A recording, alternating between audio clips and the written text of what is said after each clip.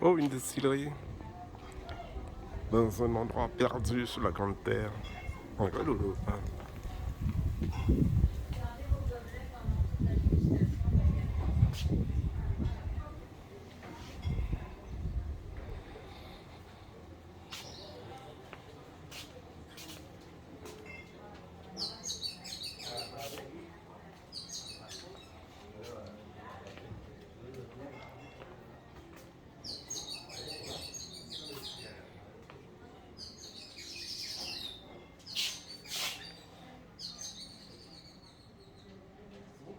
Oh, c'est une vieille connaissance, on dirait. Vous me suivez, madame? On peut savoir le motif de votre visite ici? C'est la distillerie Domaine de l'Éteil. Ah, vous visitez la distillerie? Voilà, Domaine de l'Éteil, c'est une distillerie artisanale à Le Mans. Ah ouais. Et là, on est en salon et on attend notre tour. Ah ouais. Vous au salon, vous attendez le quoi, bah? Le tour, oui. Il y a notre petit verre déjà prêt pour déguster. Bon, il faudra plusieurs petits verres, hein.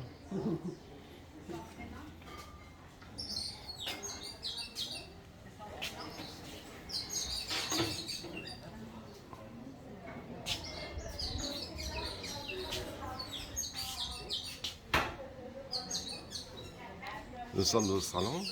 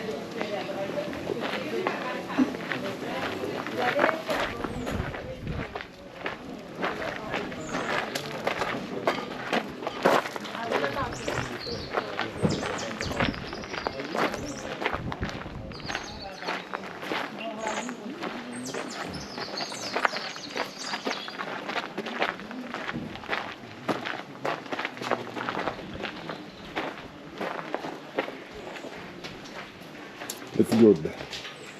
On fait attention puisque bon, les travaux se font petit à petit, donc il y a beaucoup de marches. Ok. Ok. Bonjour. J'attends tout le monde. Tout le monde est là? Bonjour, je vous souhaite la bienvenue. Alors tout d'abord, la distillerie ne tourne pas aujourd'hui.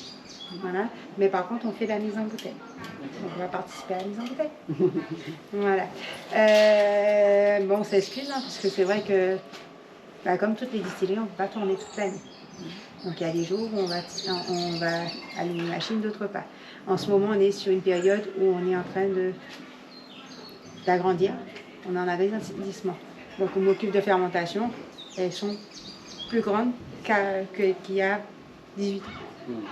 Voilà, c'est pareil pour notre alambic. On est sur une petite alambic de 100 litres de jus. Mais dans un mois, je croise les doigts, parce que l'alambic, elle est dans le conteneur, qui est censé arriver dans un mois. Mais bon, on ne sait jamais, donc voilà. Donc on aura une alambic de 500 litres.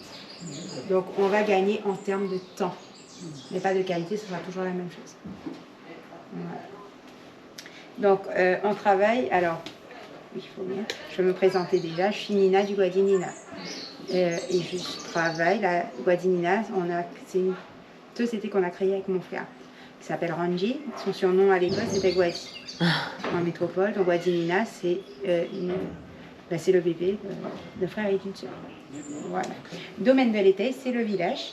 On a créé une marque pour nos parents, pour leur remercier. Ben déjà, c'est grâce à eux si nous sommes là. C'est grâce à eux si on a commencé, parce que les fonds, on ne nous a pas suivis, puisqu'on est deux jeunes. On a 39 et 35 ans actuellement. Donc, ce qui veut dire qu'on a commencé il y a 20 ans. Donc, on était...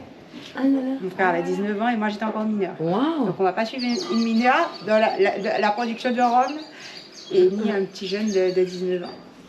Donc, voilà. Donc, du coup, c'est nos parents qui nous ont permis de commencer. S'ils ne nous avaient pas permis de commencer il y a 20 ans, ben, on serait actuellement encore à la papatie. Parce qu'on a pris 5 ans et demi pour avoir tous nos papiers. Wow. Tabarouette. Voilà. Tous les papiers. Et il n'y a que 20 ans réellement qu'on a commencé à faire des mises en fût. Voilà. Donc on travaille sur notre canne à nous. Donc 5 hectares de canne qui ne me donnent jamais le même nombre de jus. Ça peut être 10 000 litres de jus de canne, comme ça peut être 11, comme ça peut être 7, comme ça peut être 4. C'est en fonction des pertes. Aujourd'hui, mon champ il a été ravagé par la pluie ou détruit par des animaux ou par le feu, je perds.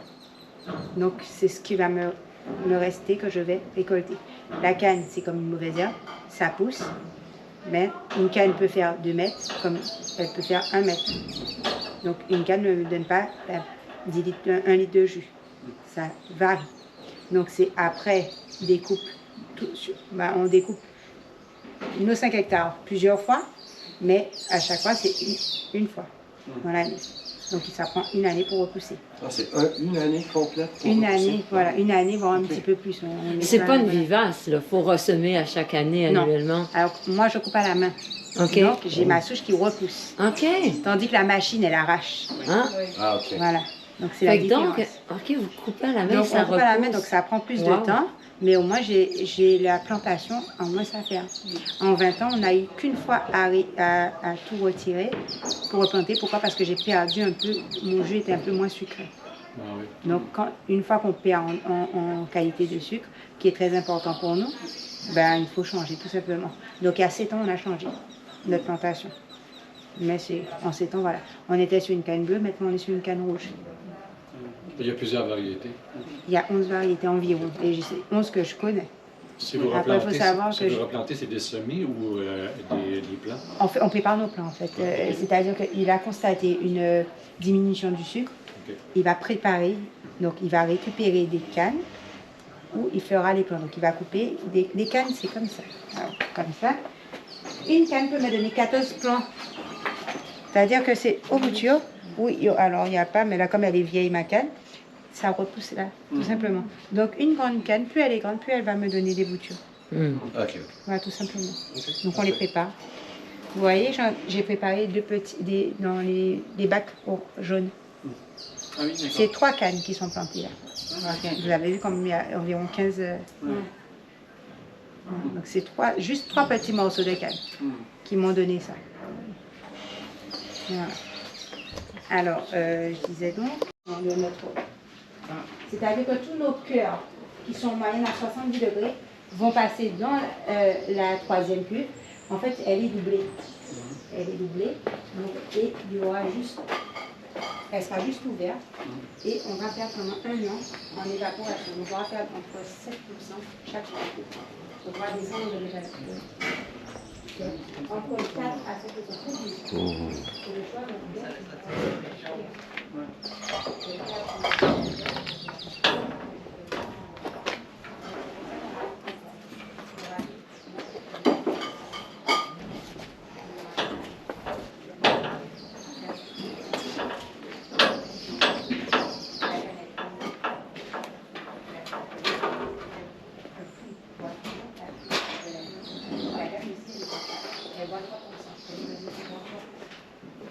Est-ce que c'est la canne que vous ajoutez qui donne la couleur?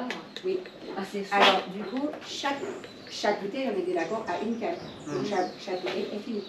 Oh, wow!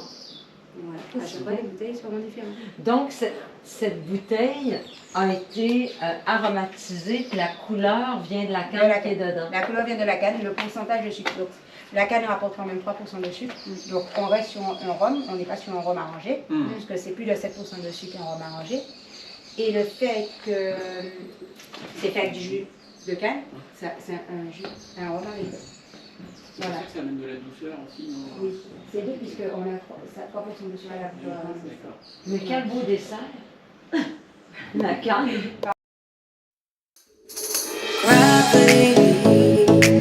You keep on pulling me down, down, down.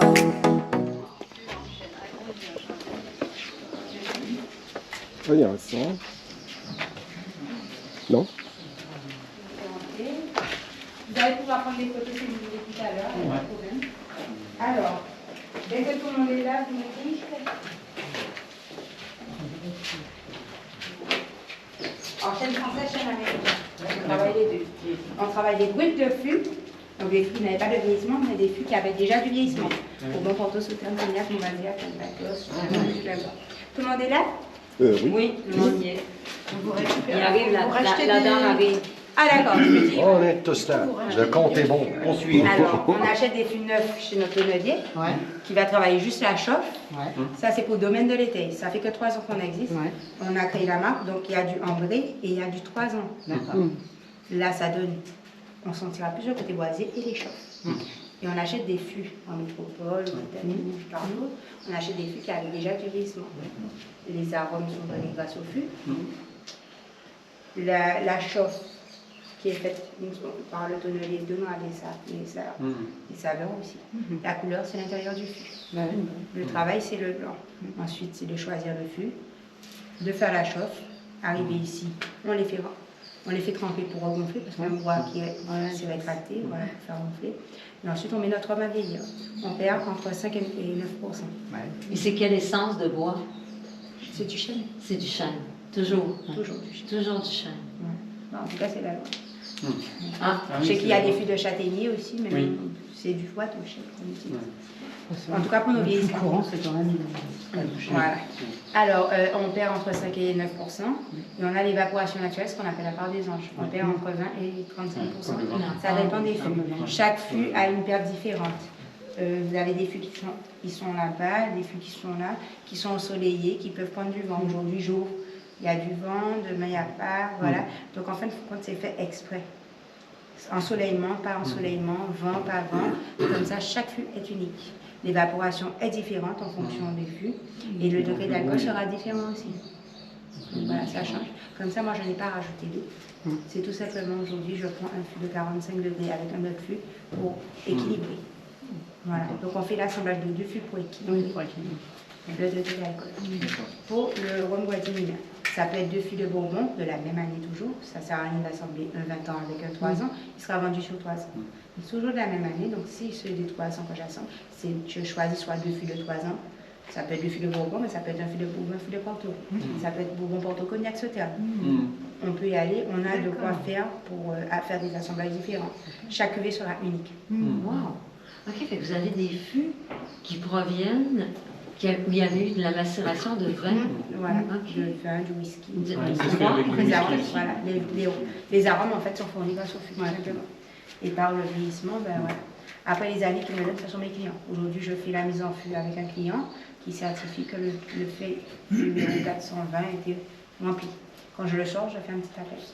Mais quand j'achète votre rhum, est-ce que je sais dans la bouteille si ça a fermenté avec... Excellent. Ah, c'est... Excellent. Ben voyons, merveilleux. Alors, ce qui va changer, c'est ça. Donc ça, là, aujourd'hui, ça m'a donné 300 bouteilles. Demain, ça peut me donner 350. Ok, ils sont D'accord. numérotés. Ça va dépendre de l'évaporation. Les anges sont très voraces, malheureusement. Donc voilà. Donc aujourd'hui, ce qui va changer, c'est la quantité de bouteilles, le degré d'alcool et le fût de vieillissement. Et bien sûr, l'année. Donc du coup, l'étiquette, puisque on a fait, on n'est pas tous connaisseurs, donc VO on a mis jaune, on a VSOP orange, on a donné des couleurs pour que ça puisse être plus rapide de visuel pour savoir les années. VO chez nous, c'est 4 ans réellement vieilli dans le fût. VSOP 6 ans vieilli dans le fût, XO 8 ans. Du hors d'âge, c'est 9 ans et plus. D'accord. Rhum paille, c'est 12 mois vieilli dans le fût. Rhum ambré, c'est 18 mois vieilli dans le fût. D'accord. Et quand on dit rhum vieux, c'est 3 ans et plus. OK. Voilà, on va goûter. Donc, le VO, c'est déjà un rhum vieux. Le VO, oui, le 3 ans, c'est déjà rhum. C'est ça. On est sur du 40 degrés d'alcool, donc on descend. Ça passe. Moi, je veux juste sentir. Ça descend, donc ça passe un peu mieux. Une fois vidé mes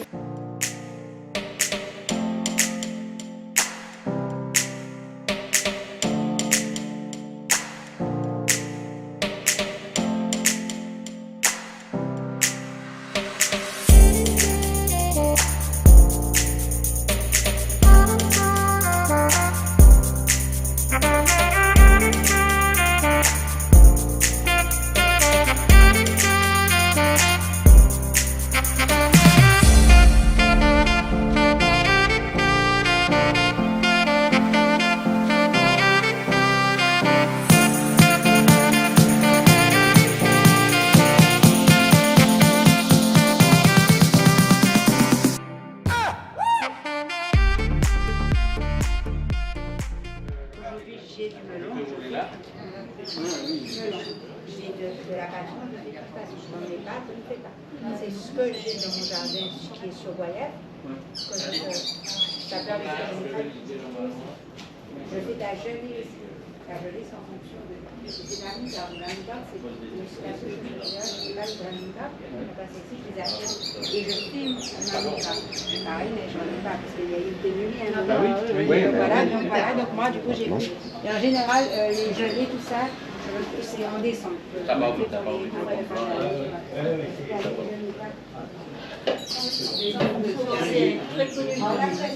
Eh bien oui, hein, surtout à faire en métropole. Mais ici même, parce que ici ça commence. Mais comme on dit, ça fait 20 ans qu'on existe. Et ça fait 10 ans qu'on a commencé à commercialiser. Mais les Guadeloupéens, les Mouliens ne nous connaissent pas. Ah ouais? Eh bien oui. Eh oui. Tout ça à côté. Et c'est à côté, c'est ça. Ouais. Et comme je vous dis, toute la France métropolitaine nous connaît. Sérieux, mon cher? Non, Oui, oui. Non, moi c'est pareil. Moi, on nous parle de vous parce que dès qu'on s'adresse à un guide ou à quelqu'un, on dit vous n'avez pas une bonne adresse à nous recommander, systématiquement c'est la vôtre. Mais on est artisanal, on ne travaille pas comme vous. Oui, c'est pas des gros On travaille à la main, on ne fait pas 10 000.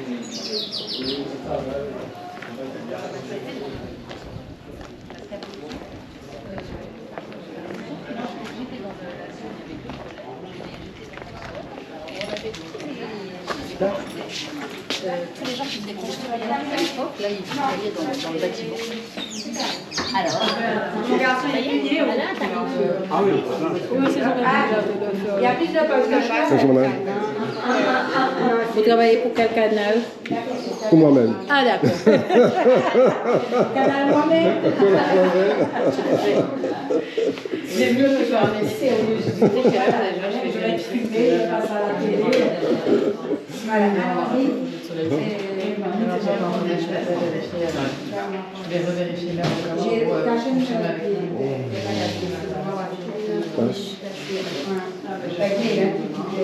Porto.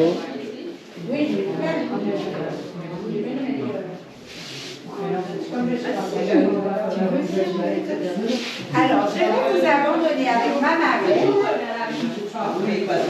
Avec ma marraine. Si vous voulez déguster quelque chose, elle est là.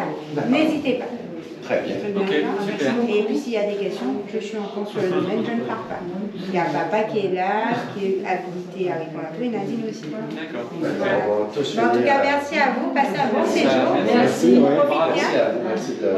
Et n'hésitez pas pour la dégustation, il y a des punchs aussi en dégustation. Est-ce que vous avez en dégustation le rhum aux épices? Non, hein? Non, le spicy, non. Non. Après, c'est des papas. Elle y tient. Mais j'ai peur de vous faire goûter quand vous soyez ici parce que vous ne pourrez pas avoir la bouteille. Et je suis quasiment sûre que si vous goûtez, vous allez avoir la chair. Parce qu'en fait, c'est un rhum très vieux. J'adore. C'est un rhum très vieux, mais il y a plein d'épices. Il y a de la cannelle, il y a du poivron, il y a du gingembre. Comment on appelle ça? Il y a de la mice étoilée. Il y a plein de choses. Je vois que ça passe. Il y a ça combien la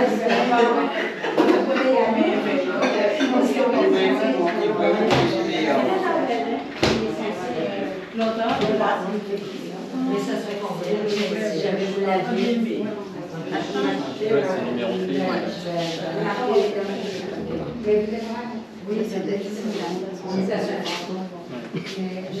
En l'équilibre général de la fin de suite, qui sont C'est ce que tu as appelé ça.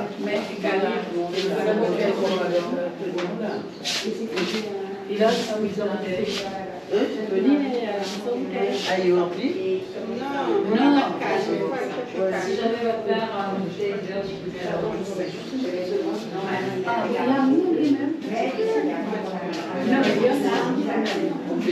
Allez-y madame. Ne prenez pas.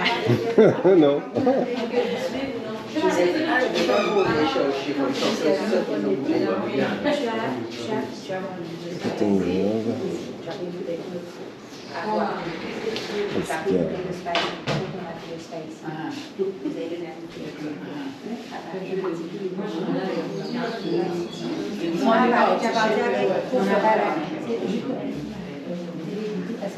Ça y est, tu as fait ton choix?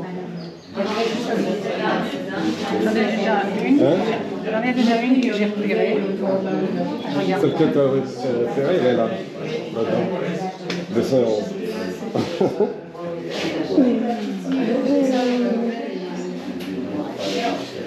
Non, la bouteille n'est pas ici. Est-ce que vous avez...